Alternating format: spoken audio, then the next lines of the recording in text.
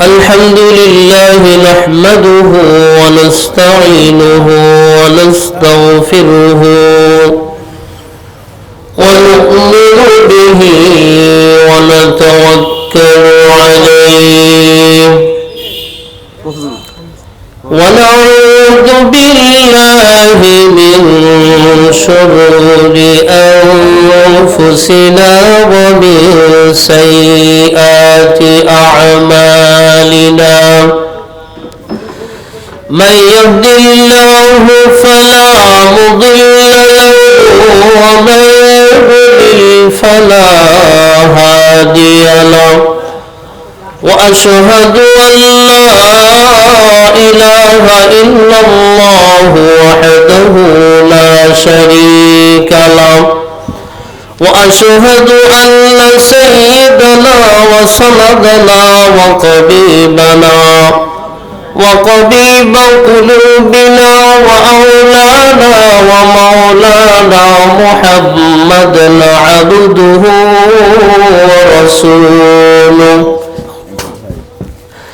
أرسله الله تعالى بالحق بشيرا ونذيرا وداعيا إلى الله بإذنه وسراجا منيرا أما بعد সবাই আমরা জবান খুলে পড়ি আউযু বিল্লাহি মিনাশ শাইতানির রাজীম বিসমিল্লাহির রাহমানির রাহিম সুবহানাল্লাযী أسرى بعبده ليلا من المسجد الحرام إلى المسجد الأقصى الذي باركنا حوله لنريه من آياتنا إنه هو السميع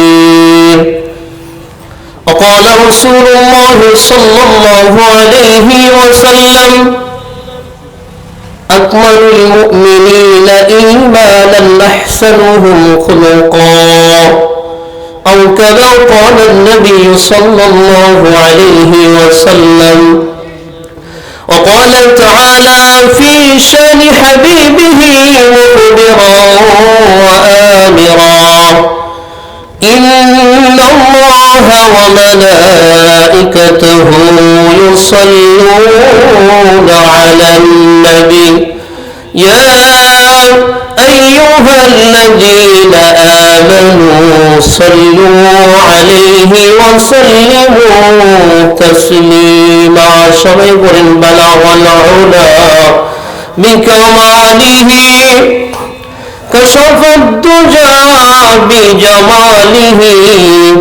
حسنت جميع خصاله صلوا عليه وآله رحمة مسكن دوائی کعبہ حواری مدفن دیار مدینہ بلغ العلا بکماله كشف الدجى بجماله حسنت جميع خصاله صلوا عليه وآله الحمد لله सब तारीफ समस्त प्रशंसा সেই মহান রব্বুল আলামিনের জন্য যে আল্লাহ পাক আমাদেরকে মাগরিব নামাজের পর থেকে কোরআন এবং হাদিস থেকে আলোচনা করা এবং শোনার তৌফিক দান করেছেন। ঈশার নামাজের পরে আবার আল্লাহ পাক আমাদেরকে কোরআন হাদিস থেকে আলোচনা করার শোনার তৌফিক দান করেছে। আল্লাহুম্মা আমিন। আল্লাহুম্মা আমিন। বলনেওয়ালা শুননেওয়ালা সবাইকে যেন আল্লাহ পাক কবুল করে নেন, এই কথাগুলো যেন নাজাতের জরিয়া হয়ে যায়। আল্লাহুম্মা আমিন। আল্লাহুম্মা আমিন। 51তম অধিবেশন মাটিহাস হাফেজিয়া কোরআনিয়া মাদ্রাসার উদ্যোগে বার্ষিক ইসালি সোয়াব ওয়াজ মাহফিল। আজকের মাহফিলের সভাপতি জনাব মোহাম্মদ শফিকুল ইসলাম সর্দার, বিশিষ্ট ব্যবসায়ী, সভাপতি অত্র মাদ্রাসা। প্রধান অতিথি আলহাজ মোহাম্মদ মোশাররফ হোসেন এমপি, আমরা সবাই চিনি। প্রধান বক্তা হযরত মাওলানা মোহাম্মদ বদলুর রশিদ মিয়া, দ্বিতীয় বক্তা, তৃতীয় বক্তা আর অন্যান্য বক্তা উলামায়ে কেরাম সবাই উপস্থিত হয়েছেন। আমরা এই হুজুরদের মুখ থেকে মূল্যবান কথা আমরা শ্রবণ করব। আল্লাহুম্মা আমিন। আল্লাহুম্মা আমিন। আমরা একটু ইমানটা একটু টাচ দিয়ে নিই, কথা ঠিক কিনা? ঠিক। আমাদের ইমান কিরকম টাচ দেওয়ার দরকার আছে না নাই? আছে। কবি বলতেছেন আজ হাসদ আওয়ালতু দিলরা পাকে দর খেশতুল্লাহ বাদগা মুমিন শুমার পাকে দর আল কিলবু আদকি বদজবা তাকে ইমামায়া ফতদ দরজিয়া পাকে দরি আমল্লা আজরিয়া শমঈ ঈমানে তুরাবা সদজিয়া। কবি বলতেছেন আমাদের ভিতরে যদি ওই সমস্ত ব্যক্তির ঈমান নাই, যে সমস্ত ব্যক্তির ভিতরে হিংসা বিদ্বেষ আছে, কবি এর জন্য বলতেছেন আজ হাসদ আওয়ালতু দিলরা পাকে দার খেশে তোমরা বাদগা মুমিন শুমা। ওই সময় পর্যন্ত আমরা মুমিন বলে সাব্যস্ত হব না যতক্ষণ পর্যন্ত আমাদের ভিতর থেকে হিংসা বিদ্বেষকে পরিহার পরিত্যাগ না করতে পারব। হিংসা ছাড়া যাবে না। যেমন দেখেন আমাদের নবী হযরত মুহাম্মদুর রাসূলুল্লাহ সাল্লাল্লাহু আলাইহি ওয়াসাল্লামকে একজন ইহুদি, আমাদের নবী হযরত মুহাম্মদুর রাসূলুল্লাহ একটি গাছের নিচে যুদ্ধ থেকে আসার পরে বিশ্রাম নিতেছেন। একটু তন্দ্রা অবস্থায় একজন ইহুদি আমাদের হুজুরকে মারার জন্য চলে আসছে। আসার পরে হাত থেকে তরবারিটা বাহির করছে আর বলছে মুহাম্মদ তোমাকে কে বাঁচাবে? এই কথা যখন বলেছে আমাদের নবী বলেছে আমার আল্লাহ। সুবহানাল্লাহ বলে। সুবহানাল্লাহ।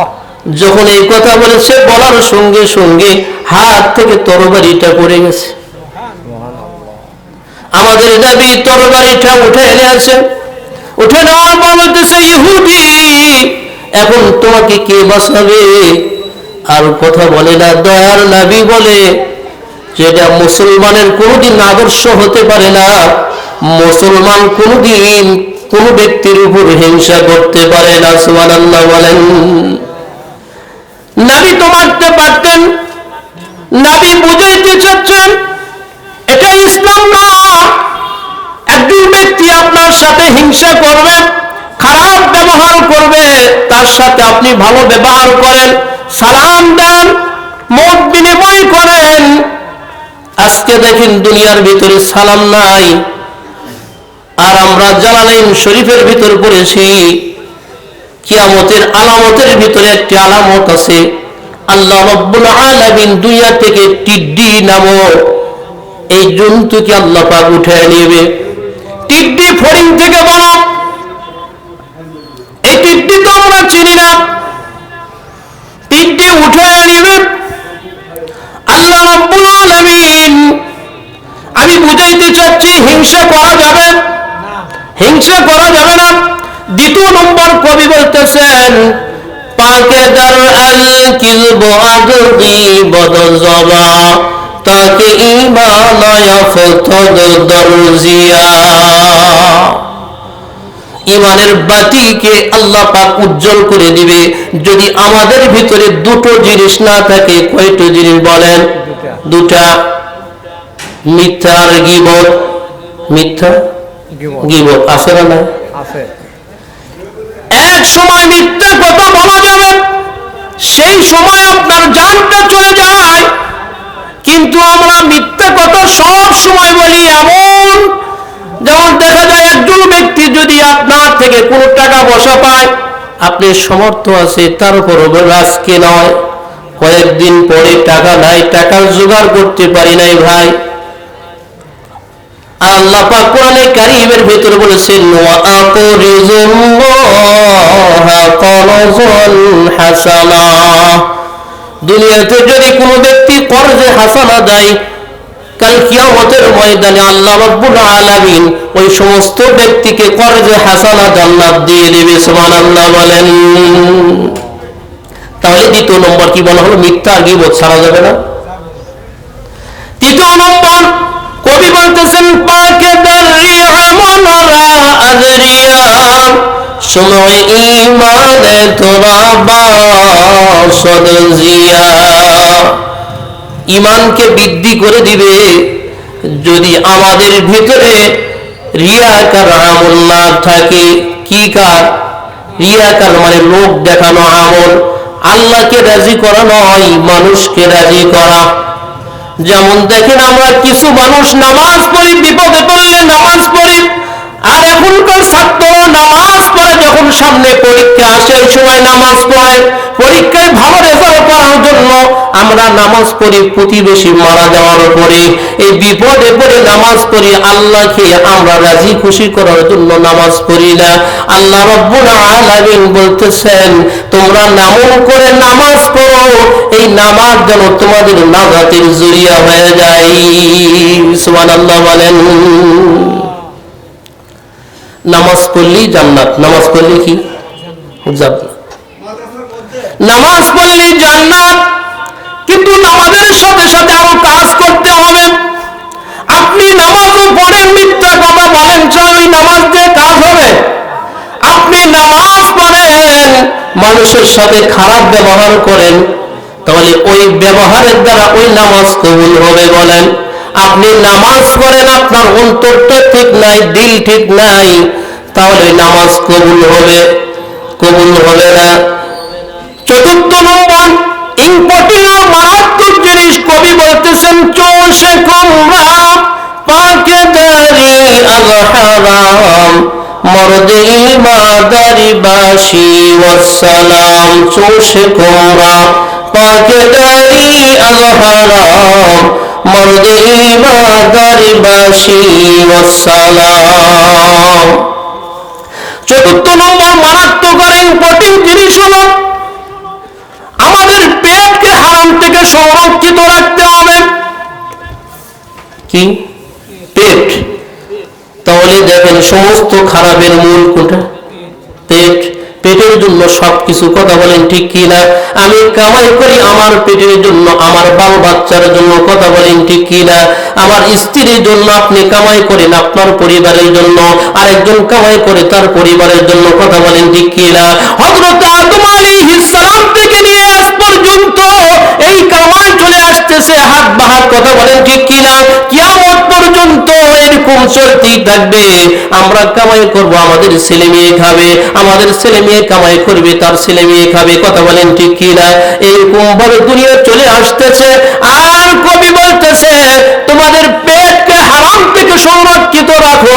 যদি তোমরা রাখতে পারো, আর তুমি যদি পেটকে হারাম থেকে সংরক্ষিত রাখতে পারো, তাহলে দুনিয়ার ভিতরে সবচেয়ে তুমি হচ্ছে ভালো মানুষ। সুবহানাল্লাহ বলেন। কার কথা? আল্লাহ পাকের কথা। পেট হচ্ছে গুদাউন, গুদাউন যদি ভালো হয়, কথা আছে খোলা যদি ভালো হয় গোলা ভালো হয়, গোলা ভালো হয় পিতা ভালো হয়, কথা বলেন ঠিক কিনা? একজন মা যদি ভালো হয় সন্তান ভালো হবে, একজন পিতা যদি ভালো হয় সন্তান ভালো হবে, কথা বলেন ঠিক কিনা? আল্লাহ রাব্বুল আলামিন সূরা বনী ইসরাঈলের ভিতরে আল্লাহ পাক কোরআনে কারীমের ভিতরে বলেন, সবাই বলেন বিসমিল্লাহির রহমানির রহিম। সুবহান মানে পবিত্র, সুবহান মানে কি? পবিত্র। তা আল্লাহ পাক পবিত্র না? তারপরও বনী ইসরাঈল আল্লাহ পাক কি বলেন? সুবহান। আবার বলেন আল্লাহ পাক পবিত্র, আমি পবিত্র। আল্লাযী, আল্লাহ দিকে খিতাব করা হয়েছে। আসরা মানে ভ্রমণ করেছেন, বিআবদিহি তেনার বান্দা কি? আমাদের রাসূল আল্লাহ পাকের বান্দা, আল্লাহ পাকের কি? বান্দা। লাইলাম মিনাল মাসজিদিল হারাম ইলাল মাসজিদিল আকসা, মসজিদে হারাম থেকে মসজিদে আকসা পর্যন্ত আল্লাহ রাব্বুল আলামিন আমাদের নবীকে ভ্রমণ করেছেন। যে মাসটি চলতেছে এটা রজব মাস। কি মাস? রজব মাস। এই রজব মাসের 27 রজনীতে আমাদের নবী হযরত মুহাম্মদুর রাসূলুল্লাহ সাল্লাল্লাহু আলাইহি ওয়াসাল্লাম সশরীরে মক্কা থেকে বাইতুল মুকাদ্দাস থেকে প্রথম আসমান, দ্বিতীয় আসমান, তৃতীয় আসমান, চতুর্থ আসমান, পঞ্চম আসমান, ষষ্ঠ আসমান, সপ্তম আসমান, সব আরশ কুরসি সব কিছু পাড়ি দিয়ে আল্লাহ পাকের আরশে আযীম, আল্লাহ পাকের সান্নিধ্যে যাওয়ার পরে আল্লাহর সাথে সাক্ষাৎ করেছেন, কথোপকথন করেছেন। সুবহানাল্লাহ বলেন। তাহলে এটা মিরাজের মাস। কিসের মাস? মিরাজ। আর আমাদের মিরাজ কি?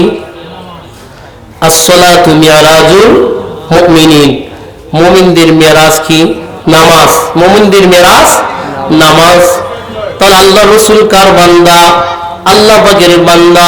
আল্লাহ পাক কোরআনে কারীমের ভিতরে বলেন, কুল ইন্নামা আনা বাশারুম মিসলুকুম ইউহা ইলাইয়া আন্নামা ইলাহুকুম ইলাহু ওয়াহিদ। আল্লাহু আকবার বলেন। আল্লাহু আকবার।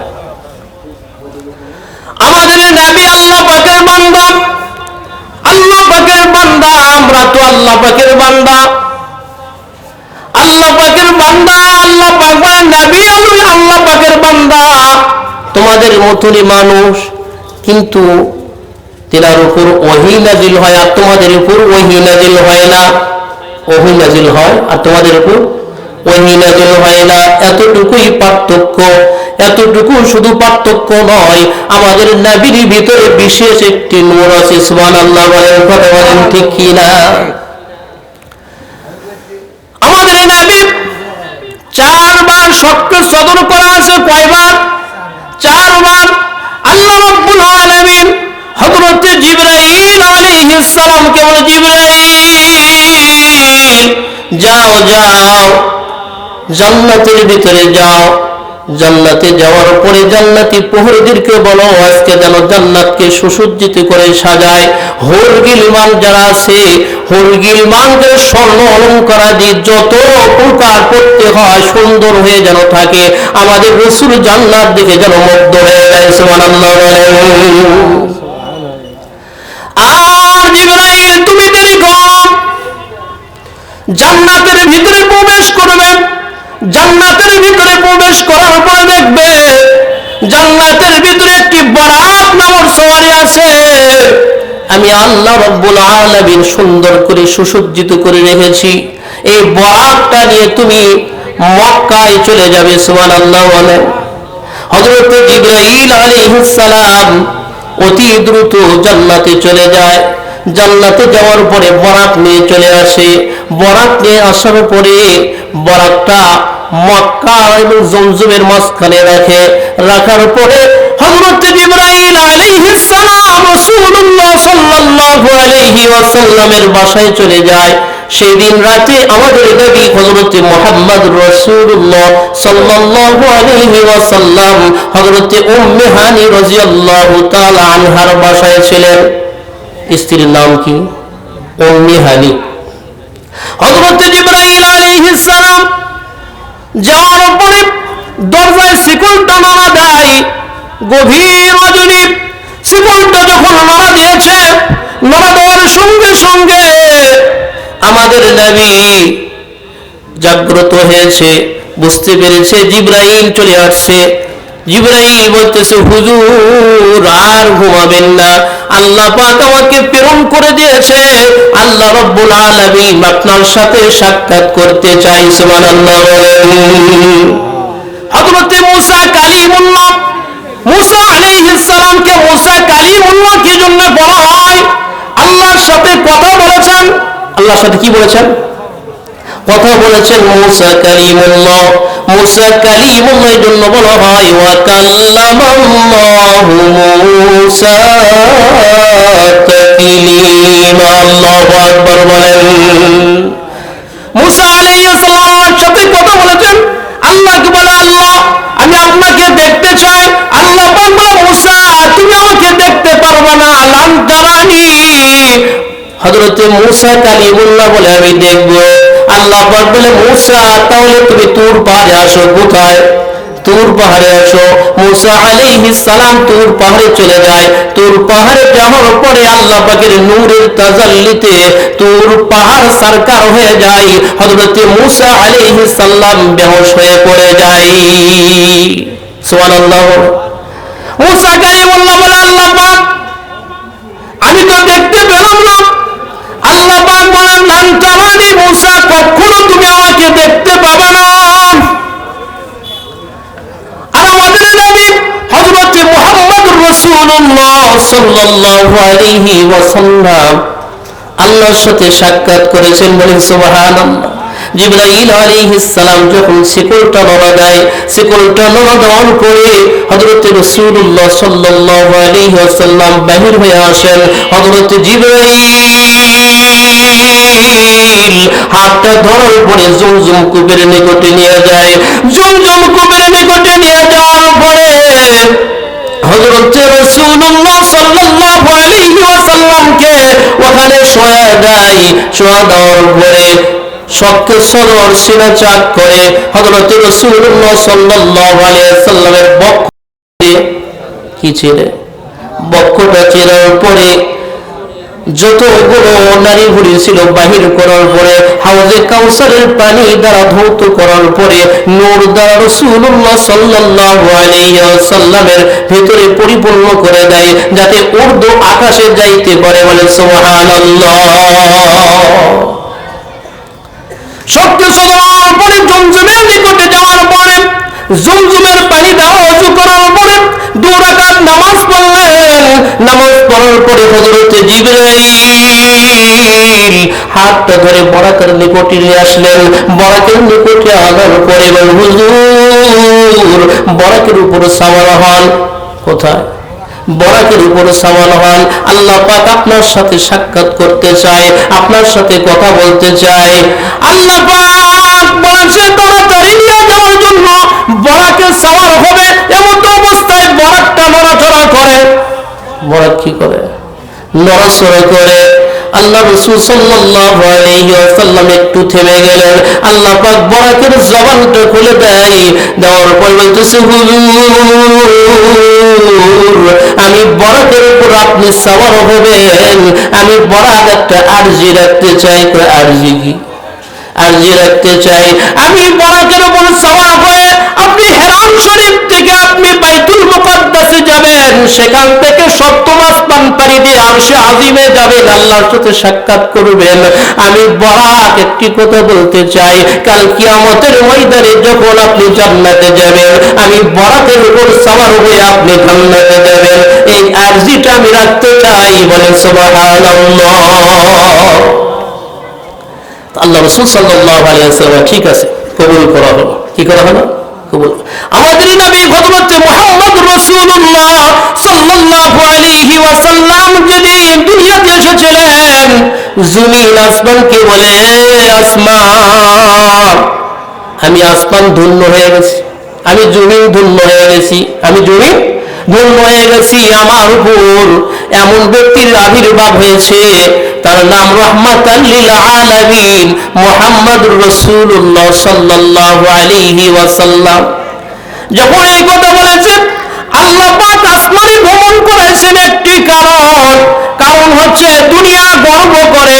আসমান যখন বলেছে আল্লাহ পাক দুনিয়া গর্ব করে, একটি মিনিটের জন্য হলো, একদিনের জন্য হলো তোমার নবীকে আমি আসমানের উপর নিয়ে আসেন, সুবহানাল্লাহ বলেন।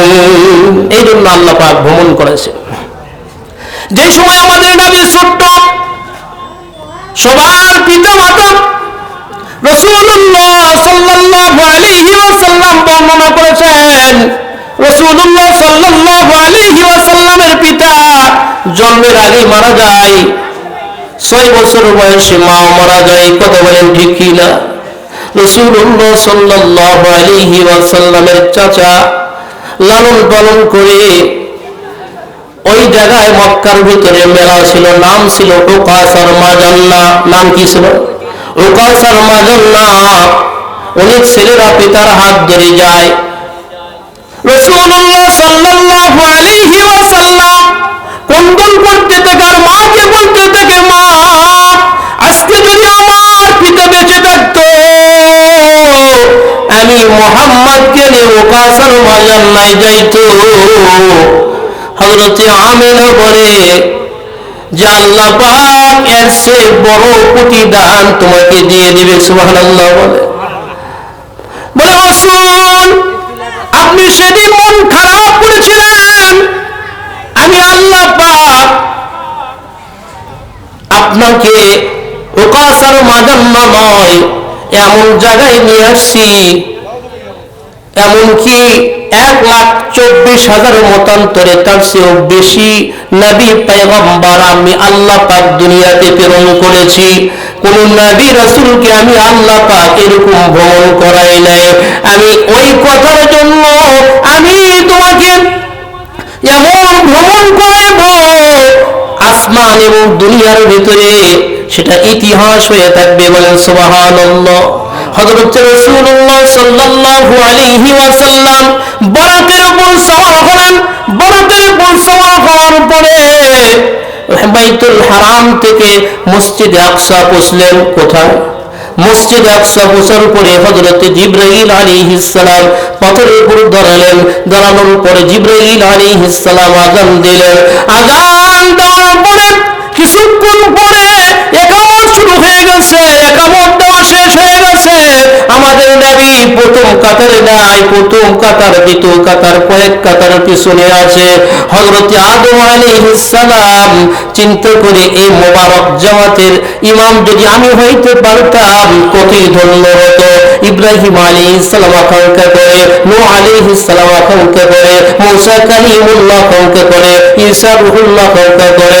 এইরকম ভাবে সমস্ত নবী আকাঙ্ক্ষা করতে চাই।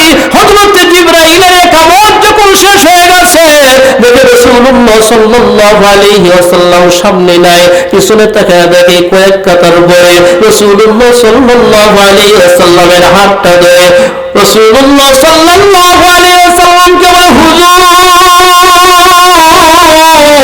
আপনি কার জন্য অপেক্ষা করেন? এই মোবারক জামাতের ইমাম তো